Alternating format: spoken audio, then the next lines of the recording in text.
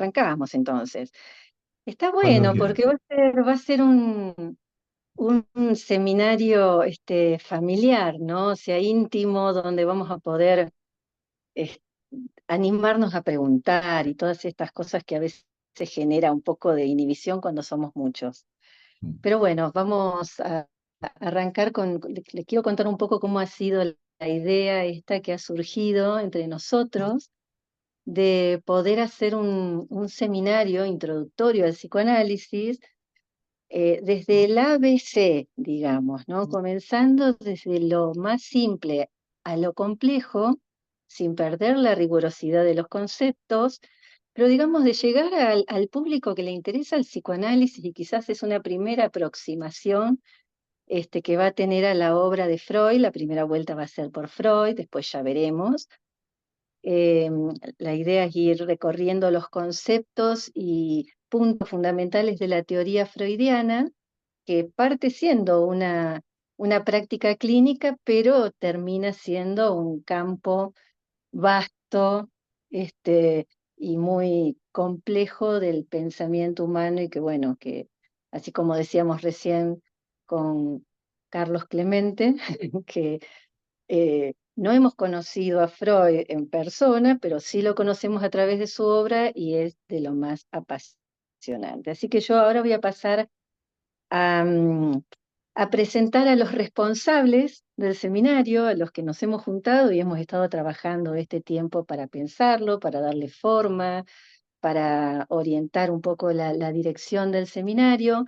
La idea es esto, es de que sea de lo más relajado, de que podamos preguntar, de que sea un ida y vuelta, y que me parece que ahí radica la importancia y la riqueza de lo que es un seminario para el psicoanálisis. Así que bueno, voy a empezar con, como los tengo acá en la pantalla, Lucía Pose. Lucía es psicóloga y psicoanalista, es miembro fundadora de Discurso Psicoanalítico, que es la asociación en el marco del cual se va a llevar adelante este seminario. Es miembro de la Fundación Europea para el Psicoanálisis. Es subdirectora técnica de salud mental del Centro de Formación y Prevención en el Maresme y trabaja en consulta privada también. Continúo con Alfonso. Si quieren, levantan la mano, pero ya tenemos los nombrecitos ahí. Alfonso Gómez Prieto es médico y psicoanalista, es miembro de la Fundación Europea para el Psicoanálisis, miembro de Discurso Psicoanalítico y presidente de la agrupación Ángel Garma del Ateneo de Madrid. Alejandro Piñato, que es quien va a estar a cargo de la clase de hoy, es miembro cofundador de Discurso Psicoanalítico y actual secretario de esta asociación.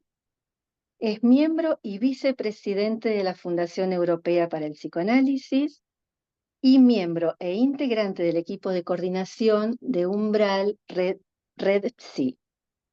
Y mi nombre, que soy, bueno, Claudia Luján, también miembro de Discurso Psicoanalítico, miembro de la Fundación Europea para el Psicoanálisis y miembro fundadora de la Escuela Freud Lacan de La Plata, Argentina. Y bueno, y nos encontramos acá para llevar adelante este seminario, así que si a ustedes les parece bien, le damos la palabra a Alejandro, va a hacer su desarrollo y después vamos a dejar un espacio para preguntas, comentarios, reflexiones o lo que surja a partir de lo que escuchemos. Así que bueno, Ale, adelante, llame silencio. Vale. Bueno, gracias por la presentación. También aclarar que Claudia también forma parte de Umbral, que no lo dijiste. Ay, Sí. Bueno, colaboradora. y sí, yo al principio había comentado antes de que se conectaran que bueno, que igual era más fácil o más relajado poder hablar libre sin un texto, sin un texto escrito y estructurado. Pero claro, también hay otra de las cosas que yo siempre digo es que tener un texto escrito te garantiza de que no te vas a olvidar de nada de lo que habías pensado hablar. Así que yo escribí un texto que podemos interrumpir en cualquier momento y podemos retomar. La primera, la idea primera sería hacer como una especie de recorrido un poco histórico de por qué, cómo surge el psicoanálisis, en qué contexto, y después un poco también pensar qué es el psicoanálisis y en qué se distingue de otras disciplinas o de otras orientaciones. Entonces vamos a empezar pensando en qué es el psicoanálisis, cómo se diferencia de otras teorías, y para ello vamos a tratar de abordar algunos aspectos tales como dónde surge esta teoría y en qué contexto y qué efectos produce. Como sabemos, los avances de la ciencia y de la tecnología se produjeron de manera más vertiginosa a partir del siglo XIX y sobre todo durante el siglo XX. Y como podemos seguir apreciando, las cosas siguen avanzando. Hacia 1880, en Leipzig, un psicólogo alemán, Wilhelm Wundt, crea el primer laboratorio de psicología experimental. Tal vez sea uno de los precursores del conductismo, aunque podríamos pensar que esta corriente dentro de la psicología fue consolidada por la obra de John Watson en Estados Unidos entre 1915 y 1920. Pero vamos a volver al siglo XIX e incluso al siglo XVIII. Vamos a empezar a pensar en cómo una enfermedad o un estado, por llamarlo de alguna manera, ha tenido un papel decisivo en el surgimiento del psicoanálisis. Me estoy refiriendo a la histeria. En la antigüedad, la histeria era caracterizada como un estado mórbido de las mujeres. En esa época, la histeria era algo propio de las mujeres y se la relacionaba con alteraciones vinculadas al útero. Cabe señalar que, por ejemplo, la operación de extracción del útero se llama histerectomía. Justamente ahí tenemos el vínculo con la palabra histeria y útero. La descripción de ese estado era muy amplia e iba desde aquellas mujeres que remoloneaban en la cama como las que no podían articular palabra por un dolor de muelas. Pero la sintomatología abarcaba innumerables descripciones que incluían anestesias, parálisis, mutismo o afonía, respiración entrecortada, desvanecimientos, contracciones convulsivas de extremidades, etc. Toda esta cantidad de síntomas eran atribuidos a un solo origen, el útero. Pero la histeria, de haber sido objeto de estudio en la medicina a la antigüedad, pasa en la Edad Media al dominio de lo mágico y de lo religioso. De un desorden uterino pasamos en la Edad Media a una posesión demoníaca, es decir, la histeria pasa a ser obra del mal e incluso de la brujería. Como vemos, a través de los siglos, la histeria ha sido un misterio y llegaremos al siglo XIX para poder abordarla, retomando la posición de la antigüedad, es decir, como una enfermedad o como tal vez podríamos pensar un desorden psicológico. En todo caso, aparecen preguntas. ¿Cuál es el origen de la histeria? ¿Qué la causa y cómo puede ser tratada? Decíamos hace un rato que también tendríamos que irnos al siglo XVIII. Aquí aparece un nombre importante, Mesmer. Puede que alguno de ustedes haya leído los cuentos de Edgar Allan Poe, porque hay uno que se llama Revelación Mesmérica. Es un cuento que podríamos ubicar dentro del género fantástico, pero que hace referencia a la hipnosis y a los estados hipnóticos. ¿Qué tendrá que ver Mesmer con todo esto? Pues bueno, este hombre, Franz Mesmer, médico y filósofo alemán, es considerado como uno de los precursores de la hipnosis y en la Universidad de Viena se presentó y dio una conferencia cuyo título era La influencia de los planetas sobre el cuerpo humano. Parece que como si hubiese sido hecha en la actualidad. La idea básica de esa conferencia era que la gravedad de los planetas influía sobre la salud humana a consecuencia de un fluido invisible existente en el cuerpo humano. En 1775, Mesmer adaptó su teoría y se refirió a ella como magnetismo animal. El fluido invisible funcionaba más acorde con las leyes del magnetismo que con las leyes de la gravedad. Sostenía que la enfermedad se debía a obstáculos en el flujo del fluido invisible a través del cuerpo y que tales obstáculos podían ser eliminados a través de crisis, que eran estados de trance que muchas veces concluían en delirios o ataques. Gracias a la crisis se restablecía la armonía en el en el flujo del fluido personal y el paciente recuperaba la salud. Para desbloquear el fluido utilizaba varitas magnéticas y baños de agua. Estos recursos eran utilizados para inducir a pacientes a un estado de trance. Con este método terapéutico desbloqueaba ese fluido. Mesmer en esa época tuvo mucho éxito, pero suscitó dudas, sobre todo en el medio médico de finales del siglo XVIII. En 1184, Luis XVI nombró una comisión real que descubrió que las curas de Mesmer solo podían explicarse recurriendo a la imaginación del paciente y que Mesmer no disponía de poderes personales curativos. Pero más adelante, durante el siglo XIX, se vio que había una característica común entre el mesmerismo y la hipnosis. Se descubrió que era posible inducir en el paciente un estado de analgesia, incluso hasta el grado de poder intervenirlo quirúrgicamente sin dolor, en operaciones que comúnmente eran muy dolorosas. Vemos entonces que la teoría de Mesmer, que fue desacreditada posteriormente, sirvió para trabajos que sentaron las bases para lo que luego se convertiría en la hipnosis. Es decir, llevar a un sujeto a un estado alterado de conciencia y utilizar ese estado con fines terapéuticos. Pero fue James Braid, un médico británico, quien se interesó por la teoría de Mesmer y quien acuñó el término de hipnosis, definiéndolo como un sueño nervioso sustancialmente diferente del sueño corriente. Pero es importante señalar que Braid reconoce que durante este proceso tienen un rol muy importante la imaginación y la predisposición a la sugestión. El método para inducir a una persona a ese estado consistía, como hemos visto en muchas películas, que el sujeto observara un objeto brillante mientras el hipnotizador lo inducía al sueño. La diferencia con Mesmer es que Braid rechazó la idea de fluidos magnéticos como desencadenantes de un estado hipnótico. Llegamos ahora a Viena y a Sigmund Freud.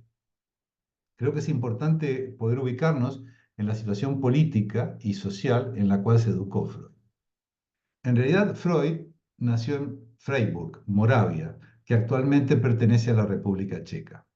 Nació el 6 de mayo de 1856, hace poco fue su cumpleaños, 168 creo.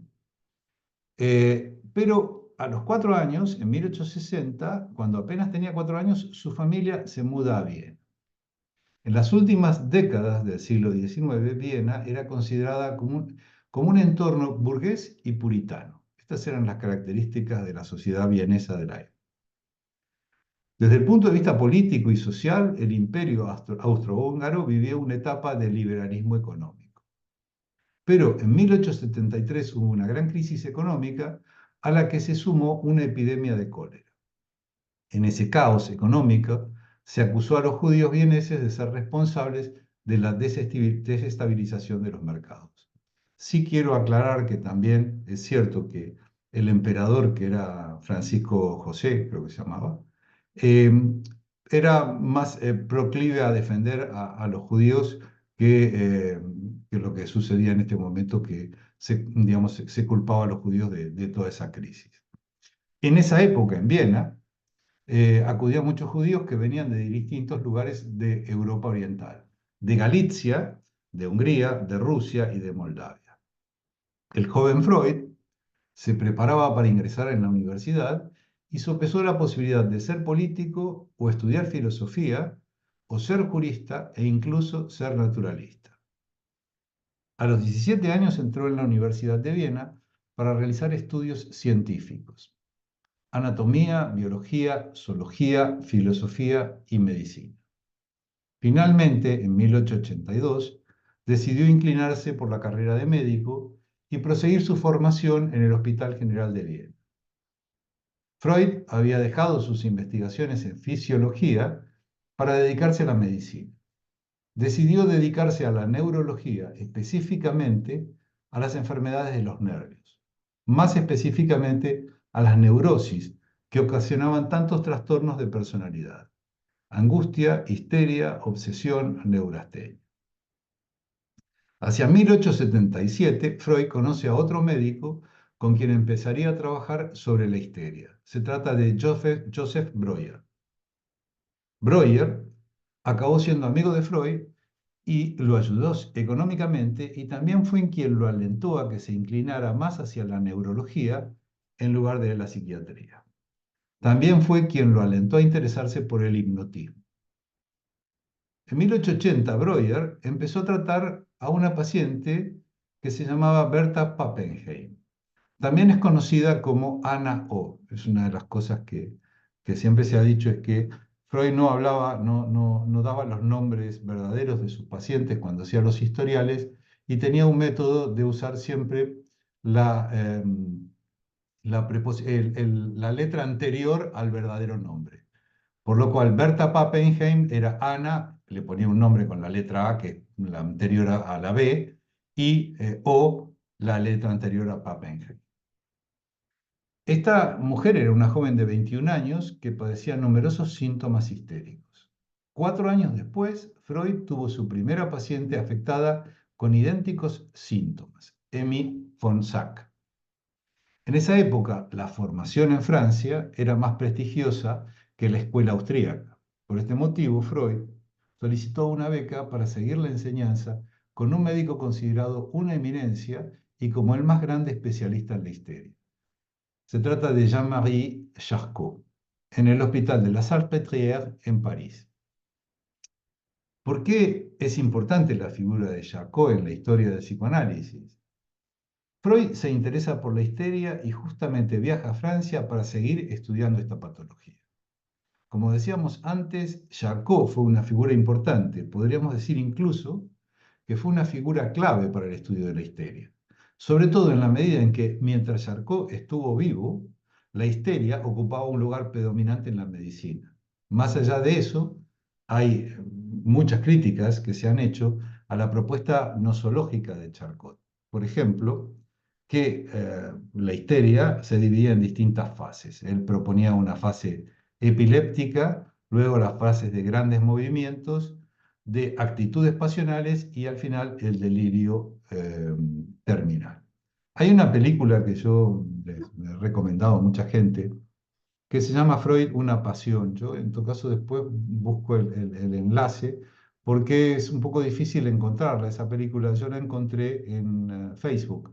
La han colgado en Facebook y se puede ver. Está doblada al castellano, no está en idioma original subtitulada. Y es una película de John Huston, que fue un muy buen director norteamericano, y el que hace de Freud es Montgomery Clift. Y es bastante interesante porque es bastante respetuosa con los hechos históricos que sucedieron. Y si la pueden ver, a mí me pareció volver a verla me pareció bastante interesante. Y es bastante fiel, ¿no? a la, a la historia, ¿no? Bueno, pero en esa época había otra escuela también, no era la única escuela que trataba el tema de la histeria. Y en Nancy, en Francia, había un médico que se llamaba Hippolyte Bergheim y criticaba algunas propuestas de la escuela de la Salpêtrière. Pero a nosotros, para poder pensar en la influencia de Charcot con respecto al psicoanálisis, una idea esencial es pensar en la histeria traumática, porque Charcot es el que presenta la histeria como algo traumático. Es decir, aquí aparece un concepto fundamental para el psicoanálisis, que es el trauma, y que, por cierto, como estábamos hablando hace un rato, va a ser el tema del próximo coloquio de la Fundación Europea, que va a ser en Madrid del 25 al 27 de octubre, y que están todos invitados. Entonces, un acontecimiento en la historia del sujeto resulta traumático. Volviendo a Bernstein, también tenemos que señalar algo importante. Bernheim cuestiona el uso de la hipnosis en la medida en que se pregunta si la histeria es natural o si nace de la sugestión. Hay dos cosas importantes para retener aquí. Por un lado, aparece algo del orden de la relación que se establece entre el paciente y el médico, algo que luego se va a llamar transferencia. Estamos hablando del vínculo que se establece entre el paciente y médico. Entonces estamos en la época de la hipnosis y de la sugestión. Insisto con el tema de la película porque ahí van a ver, digamos, cómo hay algunas escenas donde se reproducen episodios de sugestión de Charcot con algunos enfermos. Freud admiraba a Charcot, pero también prestaba atención a críticas que hacía Bernheim a Charcot. Por ejemplo, Bernheim no creía en la existencia del fluido y en el uso de los imanes, pero sí le da la importancia de la palabra para llegar al trance hipnótico. La prueba de que también estaba interesado en los trabajos de Bernheim es que durante el verano de 1889, Freud viaja a Nancy y con una paciente que era reticente a ser hipnotizada. Bernheim tampoco lo logra. Vemos que había pacientes a los que no se podía hipnotizar. Volviendo a Breuer, la relación que tuvo con Freud fue estrecha. Ambos trabajaron juntos en estudios sobre la histeria, y de ahí surge un texto de los primeros escritos que podemos considerar como psicoanalíticos, que es La comunicación preliminar. Breuer era una persona muy sociable y muy conocido en círculos burgueses de la sociedad vienesa. Además, sus pacientes tenían un trato muy cercano con él. Al ver que Freud era una persona muy activa con respecto a la investigación, lo animó a interesarse por el hipnotismo y a que trabajara con él. Breuer venía trabajando sobre lo que él llamó método catártico, es decir, una técnica que se basaba en que los síntomas neuróticos tenían origen en traumas psicológicos reprimidos o no resueltos. Mediante la inducción a un estado hipnótico, se intentaba acceder a recuerdos reprimidos o no resueltos para poder así liberarlos y producir lo que él llamaba una descarga catártica. Es importante señalar la importancia que tiene esta primera etapa en la cual Freud trabaja junto a Breuer, ya que aparecen aquí elementos esenciales para la teoría psicoanalítica, entre los cuales citamos recuerdos reprimidos, ahí estamos en un primer punto importante que es la represión, hechos traumáticos y relación terapéutica. La comprobación empírica de Breuer está relacionada con el caso Anna O. Berta Pappenheim, ya que ve que al poder expresar sus emociones reprimidas y traumáticas, sus síntomas se aliviaban. Anna O es un caso clínico de gran relevancia para el psicoanálisis, por varios motivos. En primer lugar, quien propone un nombre interesante para el tratamiento, que es la llamada Talking Cure, es ella, no Breuer. Ella le propone que ella se está curando a través de la palabra y que la cura es a través de la palabra. Por otra parte, lo que aparece como un impedimento a la cura es justamente el vínculo que establece con Breuer, que justamente funciona como una resistencia a la cura. Estamos hablando del vínculo transferencial. Y por otra parte, cabe destacar que Breuer, lo que podemos leer en los estudios sobre la histeria, propone la existencia de lo que él llamaba estados hipnoides, a los cuales consideraba como estados mentales alterados, similares al trance hipnótico, que ocurrían de forma espontánea en la histeria. Estos producían una disociación de la conciencia y luego la represión a un estado inconsciente. Breuer sostenía que mediante la hipnosis se podían alcanzar estos estados hipnoides para producir una catarsis. Podríamos preguntarnos por qué hemos tenido que pasar por Mesmer, Braid, la hipnosis, para hablar de psicoanálisis. Porque podríamos pensar que el fracaso de la hipnosis es lo que dio lugar al nacimiento del psicoanálisis. La histeria y el método catártico, mediante la hipnosis, son los antecedentes del psicoanálisis. Ahora bien, cabe preguntarse cuándo y por qué Freud se aleja de Breuer. El fracaso con el caso Anna O es un comienzo, si bien Breuer deriva su paciente a Freud. Pero por otra parte, Breuer es bastante reticente a darle un protagonismo a los traumas sexuales. En cuanto a Freud, tampoco está muy de acuerdo en sostener la teoría de los estados hipnoides como un universal. El otro tema que es importante destacar es el uso de la hipnosis. Como dijimos antes, había pacientes que eran resistentes a la hipnosis. También habría que agregar que Freud no era muy buen hipnotizador. Pero creo que hay algo que tiene mucha relevancia y se refiere a la sugestión.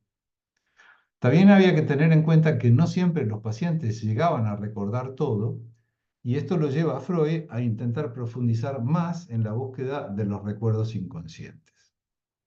Obviamente Freud también quería que se produjera un levantamiento de los síntomas. Eran los síntomas neuróticos lo que llevaban a una persona a acudir a un psicoanalista. Pero había dos cosas para reprochar a la hipnosis. Una era que el levantamiento de los síntomas sería producto de un método que incluía la sugestión, y la segunda era que Freud veía que había resistencia. En paralelo al abandono de la hipnosis, Freud fue desarrollando la técnica de la asociación libre. Esta técnica, en esta técnica le pedía al paciente que verbalizara cualquier pensamiento que le viniera a la mente, sin importar cuán irrelevante o incoherente pareciera. Se convirtió en el pilar fundamental del psicoanálisis. El paso previo al método de la asociación libre fue pedir a sus pacientes que dijeran cuanto se les ocurría cuando él les ponía la mano en la frente. En todo ese recorrido que estamos haciendo, podríamos pensar que el fracaso de la hipnosis da lugar al nacimiento del psicoanálisis con la asociación libre. Al comienzo del encuentro dijimos que intentaríamos pensar en qué es el psicoanálisis y en qué se distingue de otras teorías. Como hemos visto en este breve recorrido, el psicoanálisis es un método, pero un método que no podría existir sin un cuerpo teórico que lo sustente. En este sentido, tiene la particularidad de no poder existir uno sin el otro. Hablábamos antes de levantamiento de síntomas e incluso en la actualidad se suele hablar de alivio sintomático. Yo digo que es como una actitud de frenador, ¿no? Alivio sintomático de los síntomas. En este sentido, el psicoanálisis sigue resistiéndose a esa consigna. Quiero destacar algunas frases que me han parecido importantes. Método que incluye la sugestión y el lugar de Ana O como la que define el método como Talking Cure. Y lo que es interesante señalar es que vemos un cierto desplazamiento del lugar del médico como aquel que tiene el poder para dar lugar a que sea el síntoma el que hable. Hay una frase célebre de Freud a raíz de los estudios que viene haciendo sobre la histeria, en particular junto a Breuer. La frase es: la histeria sufre de sus reminiscencias.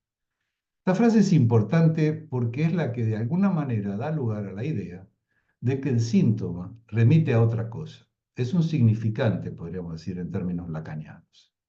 Y de lo que se trata es de poder pensar a qué remite ese significante. Por otra parte, vemos que el síntoma remite a un contenido sexual.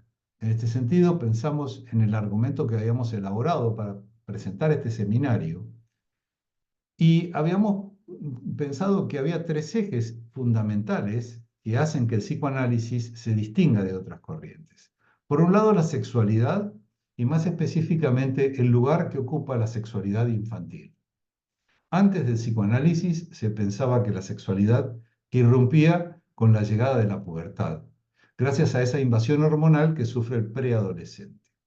El psicoanálisis, y más específicamente Freud, va a decir que no, en la niñez hay actividad sexual. El lugar del inconsciente en la vida del sujeto es otro de los aportes del psicoanálisis.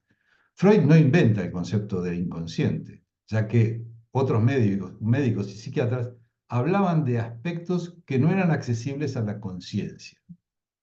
Por ejemplo, Pierre Janet, que era un médico psiquiatra, en 1889 publica una publicación que se llama El automatismo psicológico, en la cual desarrolla su tesis sobre ideas fijas inconscientes responsables de trastornos histéricos, fragmentos disociados de su personalidad.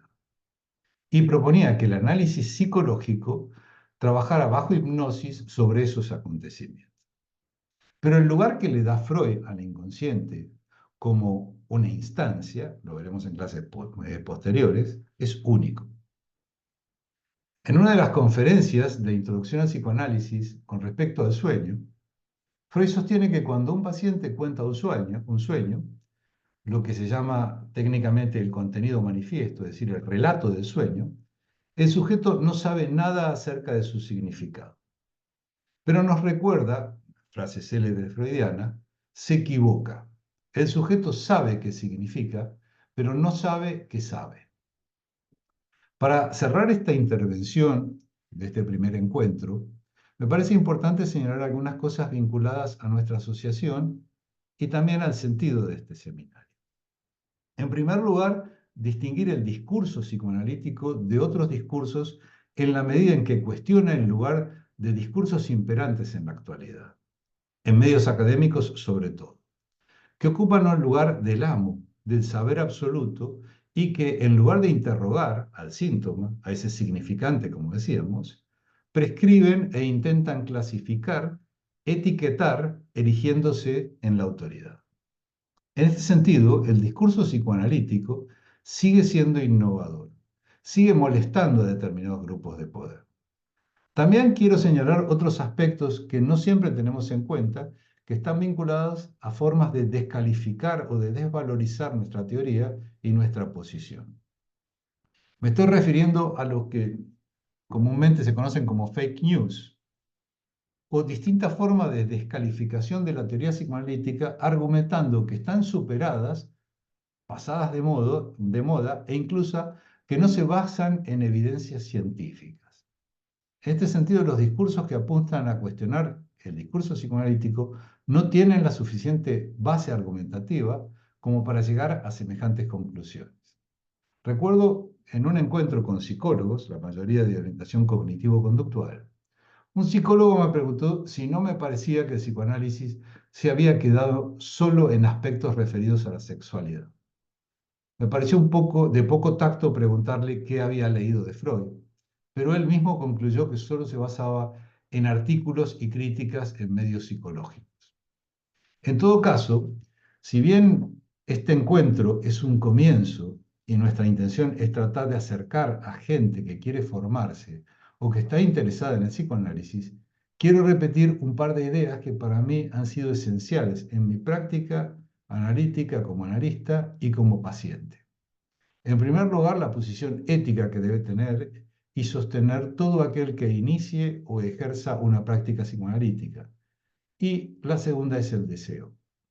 El deseo concebido en una dimensión que respete la condición humana. Bueno, esta es un poco más o menos la idea que quise transmitirles en este primer encuentro. Que también quería comentarles que en algún momento dado pensábamos que lo íbamos a presentar como un seminario y no como un curso, porque en realidad plantearlo como un curso sería como si nosotros tuviésemos un saber que debemos transmitir. Y acá de lo que se trata es de debatir y de poder hablar un poco de estas ideas y de nuestra práctica. Si quieren abrir los micrófonos, intervenir y hablar y me dejan tomar un vaso de agua, yo estaría encantado.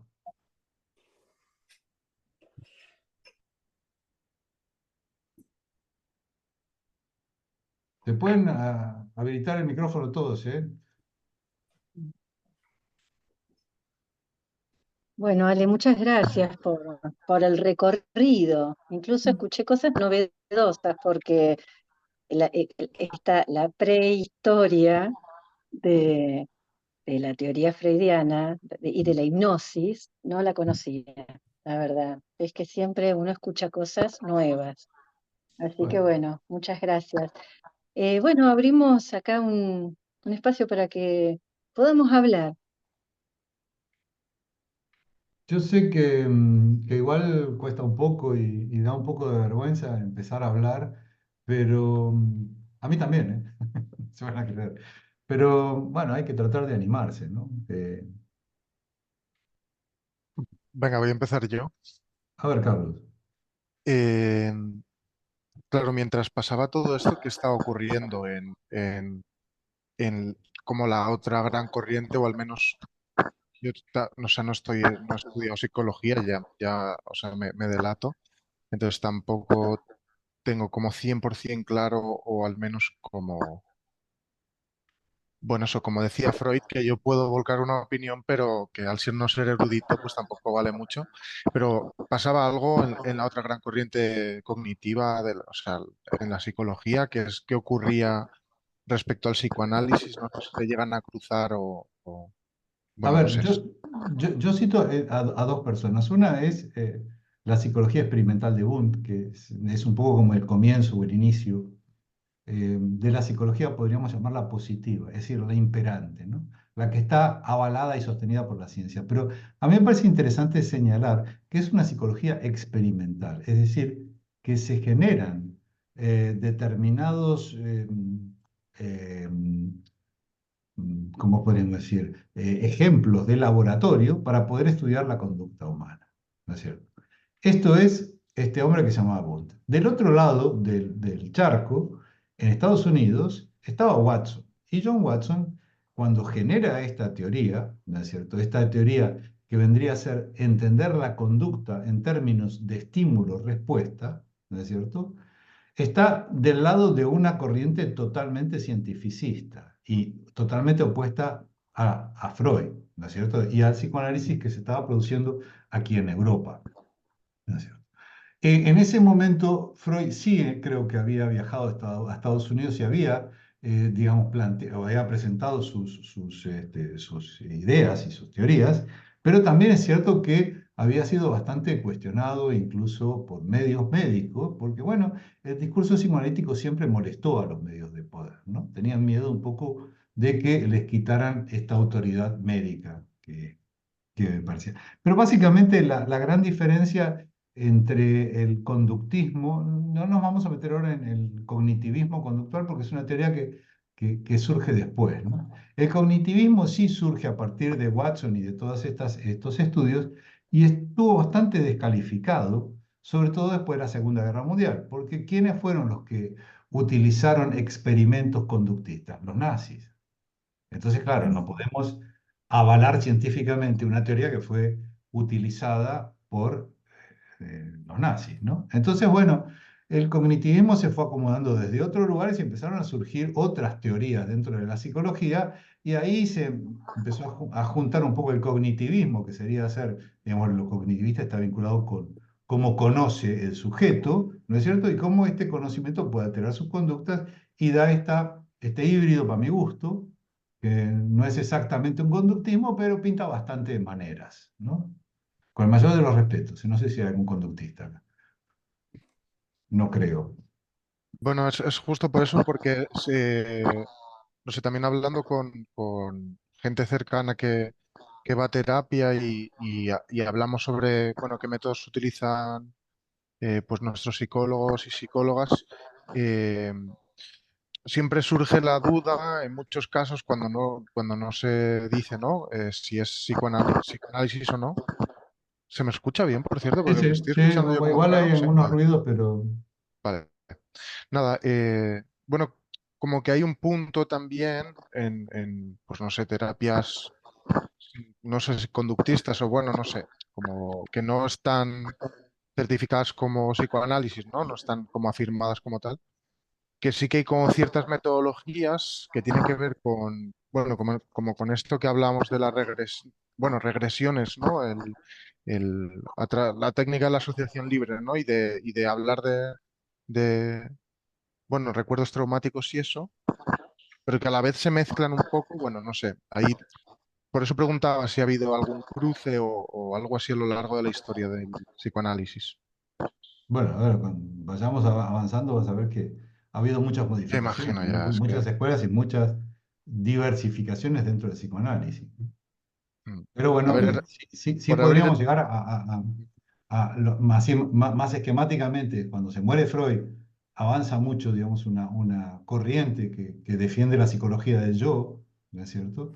Y también una corriente dentro de la escuela inglesa, que es el kleinismo, que es la teoría de Melanie Klein, y después viene Lacan y aparece y dice, bueno, señores, no, vamos a volver de nuevo a Freud. O sea, Lacan propone un retorno a Freud. Pero yo no me metería ahora con Lacan porque Vale, vamos, vale. se van a salir corriendo, no va a volver Sí. nadie. Perdón, era también por abrir una pregunta. Yo entiendo también que, pues bueno, las dudas que pueda tener ahora, ya pido perdón a la gente que sí tenéis mucho más conocimiento sobre el tema. Bueno, que a lo mejor mis dudas son No, más no, pero igual, básicas. Carlos, la idea es, como dicen los catalanes, poco a poco, ¿eh? Es decir, la idea es No, justamente poder hablar de estas cosas que igual para los que llevamos muchos años en esto nos resultan muy obvias o muy evidentes, pero para alguien que no está en tema, igual no les cuesta un poco, digamos, incluso yo agregaría algo más, ¿no? Que me parece que es algo que sostenemos los psicoanalistas en nuestra formación y en nuestra práctica, que es que ninguna pregunta es tonta u obvia, nunca. La posibilidad de que alguien se pregunte es, digamos, es el, el modus operandi que nosotros tenemos en nuestro encuentro con los pacientes. Es decir, una pregunta, que surja una pregunta, es fundamental. Y a veces cuando la pregunta viene por el lado de, digamos, de lo que muchas veces nos pasa decir, ¿cómo a mí no se me ocurrió esa pregunta, ¿no? O cómo una pregunta, incluso de alguien ajeno al psicoanálisis, nos puede dejar pensando bastante respecto de la respuesta, porque yo lo escuchaba a Ale bien, ¿no? Y esto que decía que, bueno, escuchar algunas cosas que por ahí antes no las había escuchado nunca, o incluso sobre el final de su exposición, en donde viene a plantear esta cuestión de lo que introduce el psicoanálisis en el pensamiento. Yo siempre me sirve contextualizar el momento histórico en donde esto surge, porque era el pensamiento científico de la época era encontrar en el cuerpo y en lo orgánico lo que no estaba andando bien, que diera, digamos, diera razón de una patología, cualquiera fuera. Y justamente lo que la histeria viene a introducir es que rompe con ese paradigma, porque el padecimiento de la histeria, las parálisis, incluso hasta los fenómenos alucinatorios como el olfato, había una paciente que sentía olor a pan quemado o a pastelillos quemados, no tenían ningún sustento orgánico. Por eso las desprestigiaban, o sea, parecía que eran simuladoras, no se les creía demasiado. Entonces, que haya existido alguien que le dio lugar a eso que parecía, ¿no? Cualquiera hubiese dicho, pasa, bueno, ocurre hoy en día, ¿eh? Esto ocurre hoy en día. Cuando se presenta un caso clínico, cuando alguien con un padecimiento a una consulta de alguien que está más del lado de la ciencia positivista, cuando empiezan a explicar algunos padecimientos, lo que se suele decir es, no es nada, no tenés nada, no es nada, no hay ningún daño orgánico que justifique ese síntoma. Bueno, creo que esa es una de las cosas que realmente le debemos a Freud decir, bueno, vamos a escuchar a ver qué hay detrás de eso, ¿no? Me parece que ahí Alejandro lo dejaba claro con los casos que él traía, como por ejemplo el de Anao, que, bueno, el de Anao tiene una cosa muy interesante con Breuer, ¿no? Con toda la cuestión sintomática y lo de la transferencia, que este es un primer encuentro y seguramente vamos a ir hablando y desarrollando muchas cuestiones a lo largo de los encuentros, pero bueno, quería hacer ese aporte. Sí, y yo siguiendo a Alejandro y a Claudia, me ha gustado mucho que Alejandro traiga además la cuestión de la histeria, porque creo que en aquel tiempo, pensemos otra cosa, Freud era un neurólogo. Partimos de que los síntomas que aparecen en la histeria eran inicialmente puramente neurológicos. Entonces yo recuerdo hace años haber estado mucho tiempo ya en el museo que hay en la casa de Freud en Viena, entonces conservaban los microtomos neurológicos que tenía Freud. Freud empieza, claro, lo primero que se les ocurre es buscar en los nervios, ¿no? Lo que haríamos, oye, pues si hay una parálisis, buscas ahí, que es lo que ahora mismo la ciencia positivista, con el padecer psíquico está haciendo. Sin embargo, la genialidad, que Alejandro lo ha mostrado muy bien, es dar la vuelta a la cuestión y poco a poco, en una temporalidad, ir generando que a partir de la cura por la palabra, a partir de la escucha y teniendo en cuenta la cuestión de lo sexual, podía llegarse a comprender, a generar una explicación consciente de esos síntomas. Entonces, ese descubrimiento que se produce ahí, que luego da lugar pues, como a distintas escuelas luego psicoanalíticas, etcétera, es un cambio, en mi opinión, de mentalidad y de paradigma. ¿Qué pasa hoy? Hoy creo que retrocedemos, o sea, retrocedemos de nuevo a estar buscando pues, en el neurotransmisor, siempre estar buscando en lo orgánico esa causalidad que precisamente lo que el avance de Freud nos dijo es que separaba efectivamente padecimientos que eran neurológicos, padecimientos como puede ser un Alzheimer, padecimientos de otro tipo, de otras cuestiones donde no iba a ser en el nervio, en el órgano, donde se encontraba. Entonces, que eso brote de alguien pues, que tiene una formación positivista, neurológica, creo que le da un mérito increíble y me ha parecido además magnífico, además porque Alejandro, claro, comienza con el fundamento clínico, con unas cuestiones que tienen que ver con la histeria, con las dudas que en aquel momento había y con los resultados también, todo hay que decirlo, que se iban obteniendo, digamos, a partir del tránsito desde la hipnosis, la sugestión hasta la asociación libre y el colocar la escucha. Por tanto, yo creo que ese cambio fue uno que pudo tener el sentido darwiniano de decir, bueno, pues procedemos vamos, de un elemento evolutivo. O sea, creo que ese elemento tenía que estar, obviamente, pues inscrito en el estudio de las facultades de psicología, etcétera, porque es espectacular lo que se produce ahí en este origen que también nos ha descrito Alejandro. Mm. Yo quería aprovechar a retomar una cosa que dijo Carlos, eh, que creo que es importante.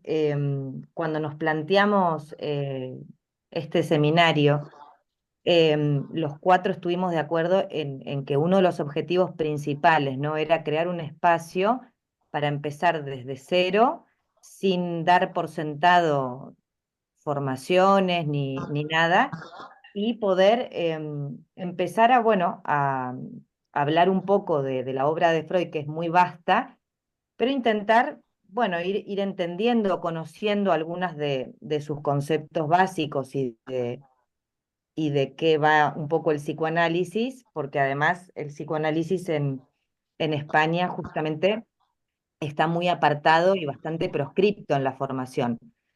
Entonces, justamente la invitación era no desde la erudición, sino abrir un espacio donde pudiera participar cualquier persona, aunque nunca lo haya leído, aunque no sea psicólogo, eh, y aprovechando que somos pocos, quizás, no sé, estaría bien si querés comentar un poquito. Carlos, por ejemplo, decías que no era psicólogo. Bueno, ¿por qué os habéis acercado? O no sé, algo de vuestro recorrido, lo que queráis comentar como para también saber un poquito de vosotros. Yo creo, una cosa que quiero aclarar es que la idea también es hacer un poco eh, lazo, ¿no? O sea, lazo en el sentido de que si les gusta esta propuesta, que lo puedan, digamos, hacer correr, digamos, a otra gente para que también se acerque, ¿no? La idea nuestra es también atraer gente para que siga esta labor y porque necesitamos que haya otro discurso. Por eso creamos esta asociación también. Carlos, no sé si querías contestarle a Lucía. Sí, bueno, gracias por los cables que me habéis lanzado. Nada, yo pues vengo más bien del mundo del arte. Eh, bueno, la verdad es que a lo largo de esta última década, desde que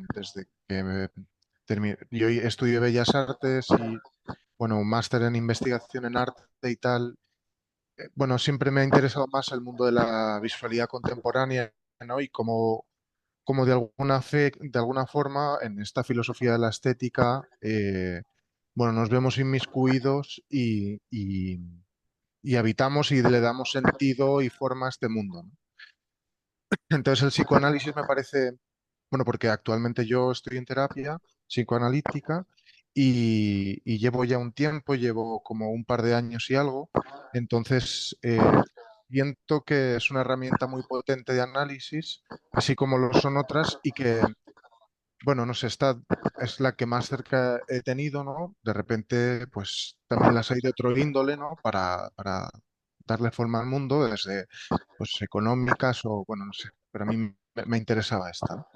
Entonces, bueno, pues aquí estoy porque sí que me interesa como la obra de Freud, Lacan y todo lo que pasaba por ahí, ¿no? Creo que a la vez también, no sé, dentro de una teoría de las visualidades a lo largo de la historia, creo que hay algo ahí también, bueno, no sé. Que es otra pregunta que también me ha surgido, que bueno, quizá pasar a la próxima presentación para no alargarlo mucho más, pero la dejo ya lanzada, que es más bien hasta qué punto la herramienta psicoanalítica se adapta a las condiciones materiales de la vida de ese momento, o es más bien como una herramienta aislada que se basa en unas, pues, no sé, como en unos conceptos o términos concretos que luego, bueno, se analizan bueno, claro, bueno, no sé si me he explicado bien, la verdad. Es, es Que interesante hablar lo así Se, en de se lo público me la... pone trata. medio nervioso. Sí, sí, no. Pero está bueno porque es una pregunta que siempre los psicoanalistas nos preguntamos continuamente con respecto a la época, ¿no? A nuestra época. De hecho, hay una frase que repetimos bastante de Lacan que dice que se retire aquel psicoanalista que no esté a la altura de las circunstancias de su época o del real de su época, ¿no? Pero recién te escuchaba que sos artista y me hizo acordar una vez que escuché algo que no me lo olvidé más, y que era que el psicoanálisis y los artistas y el arte, en sus diferentes este, costados, son dos espacios para la subjetividad. Es decir, tanto los artistas como los psicoanalistas estamos todo el tiempo viendo qué se hace con el vacío, ¿no? ¿Qué se hace con el vacío? En una época en donde diferentes disciplinas tienden a taparlo con esto, con lo otro, a taparlo con medicación, a taparlo con Consumo. soluciones mágicas, a taparlo con drogas, a taparlo con, bueno, a tapar el agujero. Lo que hace el artista, ya sea músico, pintor, escultor, es decir, a partir de la nada, se hace algo, ¿no? A partir de un vacío, de la hoja en blanco, tomando tu arte, ¿no? Es decir, ¿qué se hace con eso? Y me parece que no es poca cosa que haya, por eso nos encargamos y nos interesa tanto de que el psicoanálisis persista en la cultura como discurso, porque imagínate que en este tiempo, en donde no hay mucho espacio a la palabra, uno va a consultar a un médico, un especialista, y dice tres cosas y ya le están, este, ya inmediatamente están dando la solución, que puede ser un fármaco, que puede ser un consejo, que puede ser un tip o una herramienta para gestión, ¿no?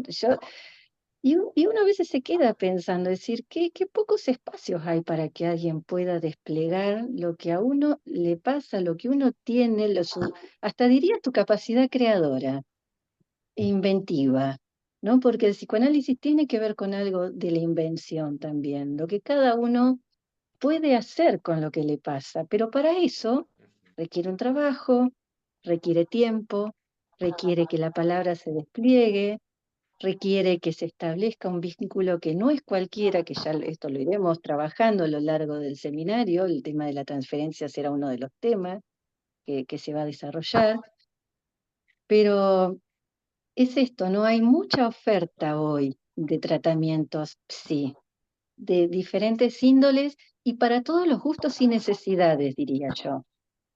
Pero me parece que hay algo que el psicoanálisis ofrece y que no es muy común y que es un espacio al sujeto. Es decir, al sujeto entendido como algo que no que existe como un individuo, sino que se efectúa en el mismo momento en que alguien habla. Y eso es inédito.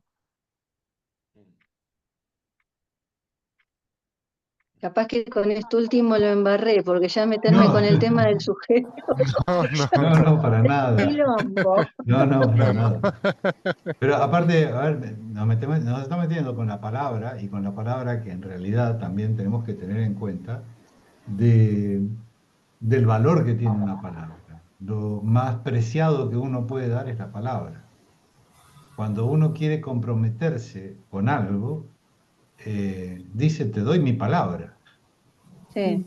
No es una tontería la palabra.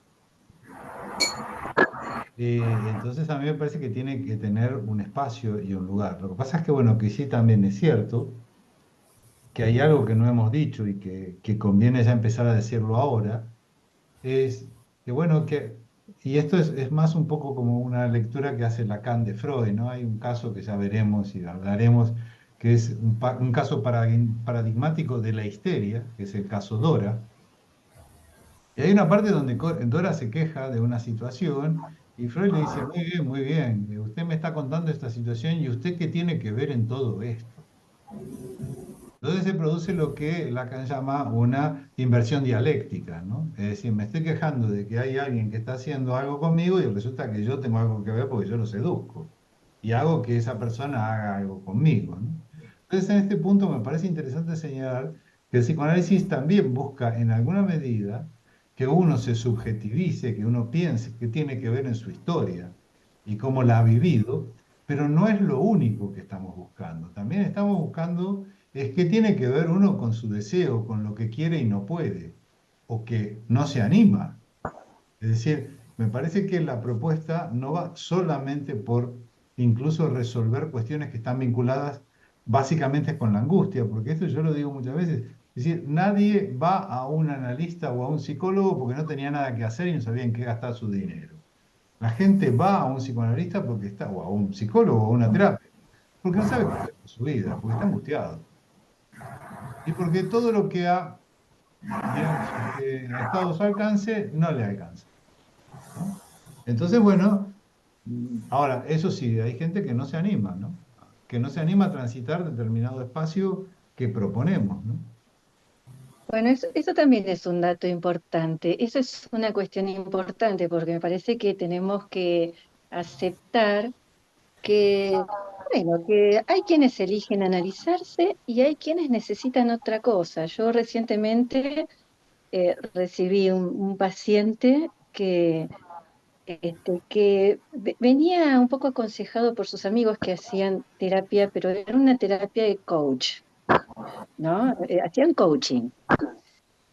Claro, después de hablar cerca de 45, 50 minutos y de escucharlo de hacerle algunas preguntas, como uno hace en las primeras entrevistas, que te hace preguntas a partir de lo que el paciente va diciendo, yo creo que cuando se fue un poco desanimado, ¿no? Porque yo no le dije qué era lo que tenía que hacer, ni cómo podía resolver.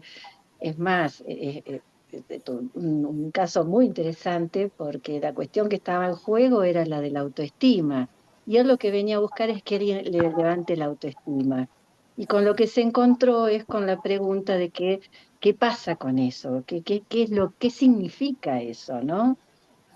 No sé si va a volver, la verdad que no lo sé, fue una primera entrevista, no lo sé, pero esto me parece que es fundamental, ¿no? Que quizás el psicoanálisis es una propuesta que a algunos le interesa y que la sostienen y que la llevan adelante y que la sostienen durante mucho tiempo y que se produce como un enganche, en el mejor sentido de la palabra enganche, con eso que se produce en el dispositivo y en el análisis, pero hay otra gente que no quiere eso.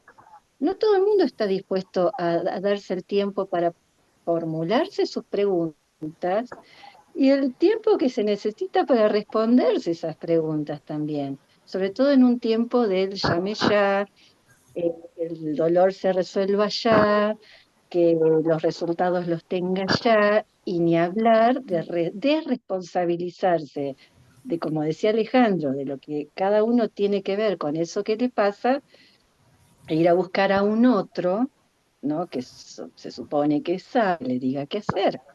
Es una posición, si la pensamos un poco así, en algún punto infantil, porque es como decir, mamá, papá, ¿qué tengo que hacer, ¿no? Con esto que me pasa.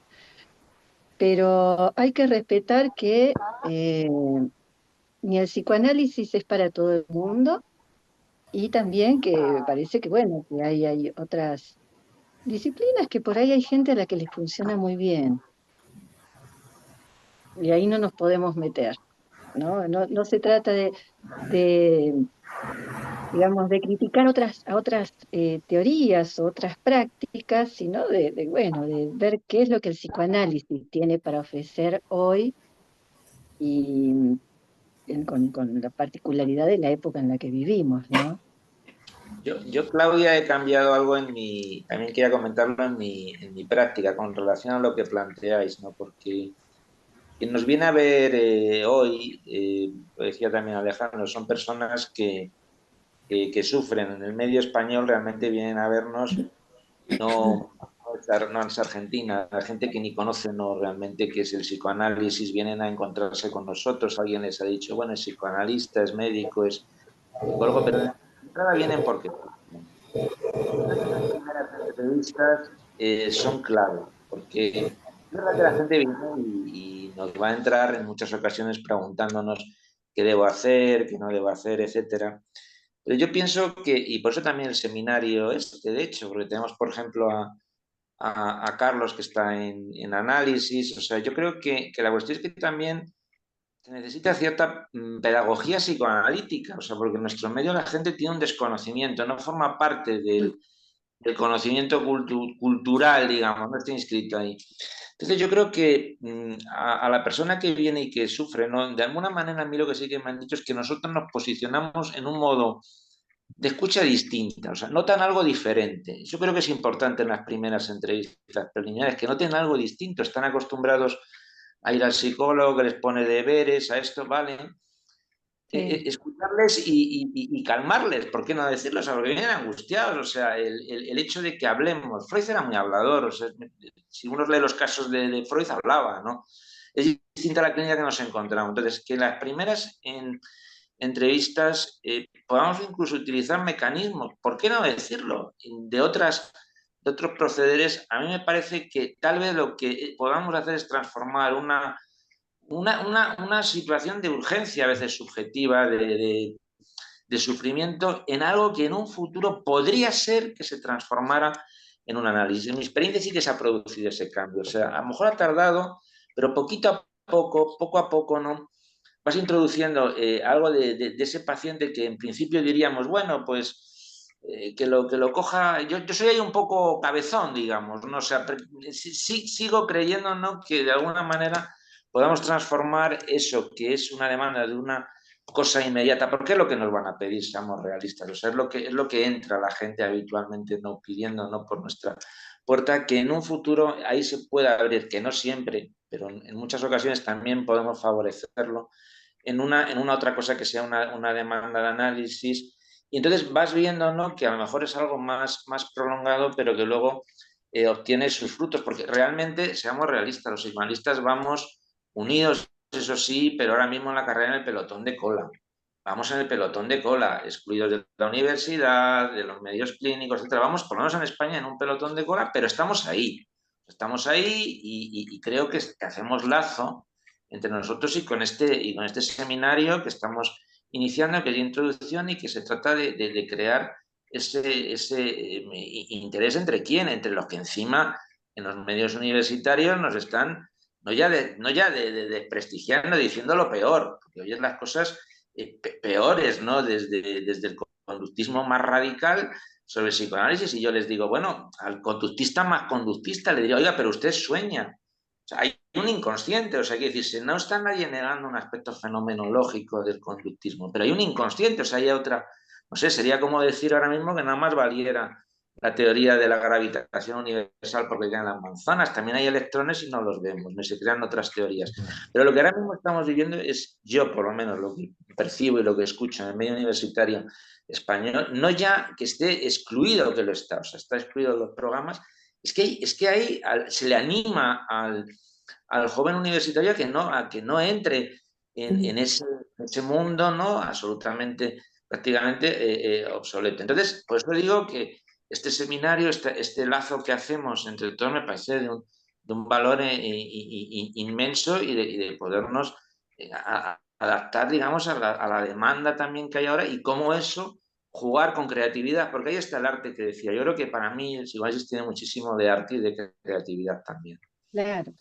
Hay un par de cosas que me hiciste acordar. Primero, punto uno, me hiciste acordar a Jorge Belinsky, que era un psicoanalista que falleció ya hace unos años y que era muy majo realmente, ¿no? Y él decía siempre, me decía, mira Alejandro, para mí lo más importante en la primera entrevista es que vuelva a la segunda. Me Sí, decía. sin duda, es eso, es exactamente, Alejandro, que Y, vuelva. y entonces, esto era lo que decía. Y otra cosa es que esto de decir que no somos lo peor, esto serían palabras de Jorge. Bueno, tiene su encanto esto de ser lo Sí, es peor una buena cosa, también, ¿no? nos estimula. Peor sería que no se hablara de psicoanálisis, porque Eso aparte es, estamos diciendo que estamos en una época en donde, digamos, el psicoanálisis es como que va en contra de lo que Yo es quiero, el pero incluso, mercado. claro. exacto. Pero yo quiero, incluso quiero señalar algo que a mí me parece que es muy importante y que quiero que lo pongamos en valor para que también podamos un poco todos, nosotros ya lo vamos haciendo y vamos tratando de incorporar gente a decirles que discurso psicoanalítico lo sostenemos nosotros. Hace poco terminamos de hacer el aporte anual y lo queremos hacer gratuito porque a nosotros nos gusta esto. No sé si se nota nuestra Estamos pasión. apasionados. Claro. Entonces es un poco invitar a contagiar esta pasión, porque creo que necesitamos el lugar de la palabra y no el lugar de la imagen o del TikTok o de todas estas cuestiones que van yo sé que me estoy poniendo viejo, ¿no? Porque si critico este tipo de cosas es porque ya tengo una edad. Eh, De chaval. sí, Estás joven, Alejandro. entonces, claro, esta es un poco la idea, ¿no? La idea es, el psicoanálisis es cosa de todos y el discurso es cosa de todos y el discurso para nosotros, las palabras son importantes. Es decir, cuando una pareja, una de las dos personas le dice, nunca me dices te quiero, el otro le podría decir, pero si todo lo que hago por ti te lo tengo que decir, y se lo tiene que decir. Claro que se lo tiene que decir. No basta solamente con el acto, necesitamos la palabra. Entonces creo que este es el lugar que nosotros queremos darle. Y después, sí, el otro punto, sí, este trabajo artesanal, bueno, también quiero señalar un poco estas diferencias con algunos estereotipos que generan de algunos psicoanalistas que son serios, que no hablan, que no hacen un chiste, que no hacen una broma, que marcan distancias. Y es cierto que hay distancias, que no es lo mismo, digamos, vincularse con alguien que tiene una relación terapéutica con alguien que no lo tiene. Pero esto no quiere decir que uno tenga que estar así, con una cara seria, casi me sale un argentinismo, decir que esa cara de orto, así serio, y no hablar. No, la idea sería poder establecer un vínculo respetando estos lugares y que ese vínculo sea productivo, ¿no? También creo que es un poco, mi idea también es desmistificar la idea del psicoanálisis como algo como muy solemne, ¿no? Y no sé si lo es, ¿no? Estamos hablando de discurso, pero de discurso que está sostenido por seres humanos que sufrimos, me incluyo, ¿eh? Porque estas son otras cosas que no hemos dicho hoy y que todos los que estamos en el lugar de analistas o nos analizamos o nos hemos analizado. Es decir, no existe ningún psicoanalista sin haberse analizado. Y si te dice que es psicoanalista y no se analizó, te está mintiendo. ¿Mm? Es O decir, sea, sí, porque aparte el psicoanalista surge de su análisis, no hay claro, forma es si no. decir, O sea, esos tres pilares que siempre sostenemos los analistas, que son la formación psicoanalítica, esto forma parte de lo que llamamos formación psicoanalítica, estar discutiendo qué es el psicoanálisis y cómo surge el psicoanálisis, forma parte de nuestra formación. La formación psicoanalítica, el análisis personal y la supervisión, son las tres patas. Y después todas otras cosas que hacemos nosotros, los congresos, esto que estábamos diciendo, el grupo de estudio, el grupo de trabajo, que yo participo con uno con Claudia, y también tenemos uno medio muerto ahí que lo tendríamos que rescatar con Lucía y con Marcelo, que es la posición ética de psicoanálisis, que lo montamos para un congreso y quedó ahí, ¿no? Pero sigue existiendo ese grupo de trabajo. a los Todo eso, psicoanalistas nos encanta hablar de psicoanálisis. Nos sí. inventamos dispositivos de los más variados para juntarnos para hablar de psicoanálisis. Es así, porque la práctica en el consultorio es muy solitaria. O sea, cuando estamos en el consultorio, lo que se dice en ese momento es a partir del discurso del paciente, de las palabras del paciente. Ahí estamos, digamos, abstinentes de nosotros mismos. Por eso no damos consejos, por eso no le decimos a nadie lo que tiene que hacer o cómo, porque sabemos que hay un imposible ahí. Entonces después nos juntamos y necesitamos hablar, necesitamos dialogar, necesitamos preguntarnos y escuchar las preguntas de otros y ver qué aporte hace otro. Es es una maquinaria, por eso nos preocupamos de que el discurso del psicoanálisis persista, porque se sostiene, no existe por sí, digamos, no es algo que está asegurado ni garantizado. Es en ese devenir, en esa dinámica de los encuentros, de las charlas, de los intercambios clínicos, de los congresos, los seminarios, bueno, y la particularidad que hoy decía Ale, que no es un curso. ¿Por qué no es un curso? Porque no es que hay un profesor y un alumno que aprende. El seminario tiene la particularidad de que enseñante y asistente al seminario van aprendiendo en el transcurso de lo que se va generando en el seminario. Esta charla, por ejemplo, que estamos teniendo delante ahora, quizás no estaba pensada de antemano, no estaba calculada, es algo que se genera ahora y seguramente más de uno se irá con alguna cuestión ahí que lo está interrogando y que por suerte tenemos otros encuentros para poder echar a andar esas preguntas y bueno, y ver qué pasa, y ver qué produce esa pregunta. Hay una de las cosas que estaba pensando y que sí las puedo compartir con Alfonso y con Lucía, que estuvieron en la creación de discurso, y que nunca mejor elegido el nombre de discurso psicoanalítico. Porque Sí, digamos, un debate, ¿no? ¿Qué nombre le ponemos? Todo empezó con Marcelo Edwards, que en plena pandemia me llama y llama a unos cuantos y dice, quiero generar una nueva asociación, pero que sea en toda España, que no sea solo en Barcelona. Entonces contactamos a Alfonso, que por cierto Alfonso está en Madrid, en Sí. nuestro vínculo con el Ateneo de Madrid. ajá, Y entonces, y surgió ahí, y ahí, bueno, algunos decían, no, tal nombre, y surgió el nombre de discurso psicoanalítico, y yo ahora estoy encantado con ese nombre, Yo y me también. parece que nos representa realmente. Y el otro tema también, antes de dejar, porque ya son 9 menos 10 y yo tengo hambre, y no tomé, no tomé el agua. Em, que sí que me parece importante es la continuidad que le vamos a dar a esto. Nos vamos a encontrar ahora dentro de 15 días que va la presentación la va a hacer Claudia, después la siguiente la va a hacer Lucía, creo, ¿no? Y Sí. la última de este primer tramo la va a hacer Alfonso. Pero vamos a dejarlos descansar julio y agosto, y en septiembre y octubre vamos a retomar esto, ¿no es cierto? Eh, Insisto con algo, ayúdennos a que la gente se acerque también. Hay bastantes más inscriptos que no han venido, pero sí algunos me han preguntado si se iba a grabar. Y claro, en general lo que no grabamos es cuando hay casos clínicos y todo este tipo de cosas, pero esto, aunque en el momento yo diga alguna pavada, seguramente otro también lo debe decir, lo vamos a seguir grabando.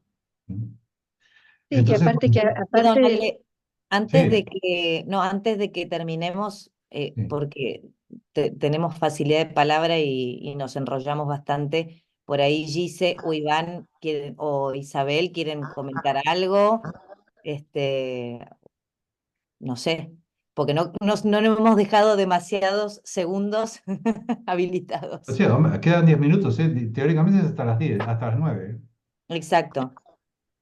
¿Qué tal se me Bueno, yo oye? A ver, Iván. estoy descubriendo un Ah, poco vuestra idea. No sabía bien introducción al psicoanálisis. Pensé, bueno, pues mira, vamos a ver, no sé, repasar, ver. No tenía ni idea, la verdad. Pero el hecho de ser un grupo, un seminario, pues sí me despertó interés. Y una cosa que dijo Alfonso, que es verdad que no hay mucho conocimiento del psicoanálisis. Mi experiencia es que yo me acerqué al psicoanálisis porque tuve un sueño de estos traumáticos, ¿no? Que llaman, con mucha angustia. Y bueno, y pasó el tiempo. Y luego, en septiembre, las grandes editoriales siempre editan estos libros clásicos, ¿no? De filosofía y todo esto, ¿no? Y uno de ellos era la interpretación de los sueños. Y entonces me compré el libro, leí lo que Freud decía sobre los sueños y a partir de ahí pues ya empecé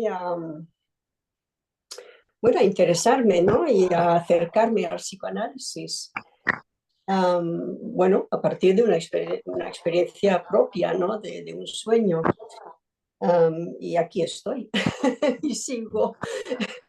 pues y bienvenido. sigo batallando con el psicoanálisis. Iván, ibas a decirnos algo. Cuéntanos. Sí, ¿qué tal se me oye? Sí, sí, sí. ¿Sí? Sí. Nada, pues encantado. Muy buenas las referencias y vuestras palabras. Y nada, estoy muy de acuerdo con lo que decíais de, bueno, este problema que hay con el psicoanálisis, ¿no? Sobre todo aquí en España. Y nada, que hay algo indiscutible, que es, bueno, esa parte inconsciente, ¿no? De la psique humana y no se puede obviar. Y en la universidad, pues, no lo tratamos. Y ese es un gran problema. ¿Tú estudias psicología o has estudiado? Estudio psicología, sí. ¿En dónde? ¿Aquí Este en año. Barcelona o en dónde? No, en Madrid, en la ¿Estás Camilo en José Madrid? Cela. Ah, bueno, mira. Es bueno esto, que haya gente en Madrid. ¿Eh? Bien. Yo quería ¿Y preguntaros porque sí, sí. me interesa la parte de la histeria. Entonces, quería preguntaros en terapia, ¿cuáles son esos signos o más que os llevan a dar ese diagnóstico de la histeria? Uy, pero primero tendríamos que hablar de diagnóstico, que es un tema bastante lo, complicado, va- ¿no?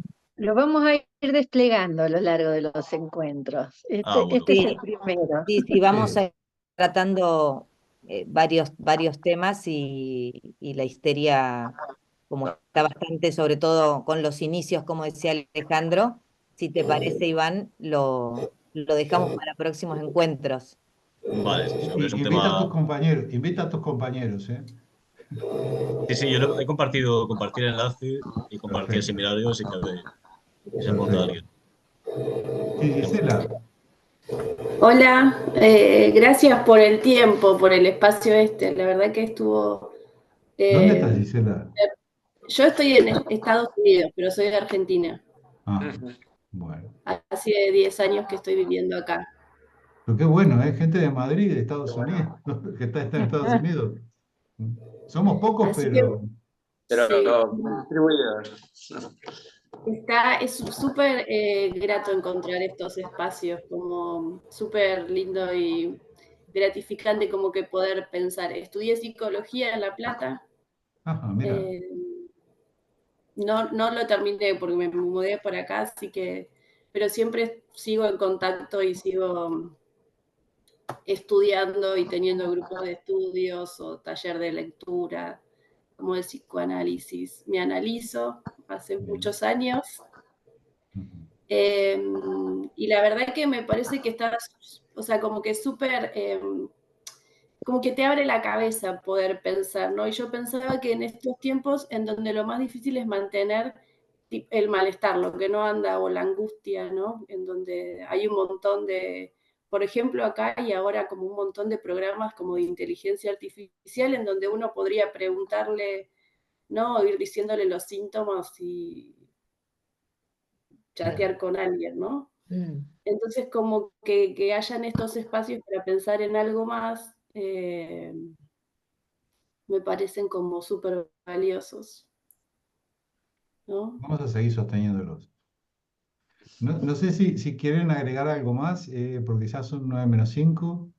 Yo Sí, quería Carlos. preguntar no sé si enviaréis, no sé, materiales que vayan saliendo aquí o principalmente por tener lecturas. Sí, Por ejemplo, la película que has dicho, Alejandro, ya me la he apuntado. sí.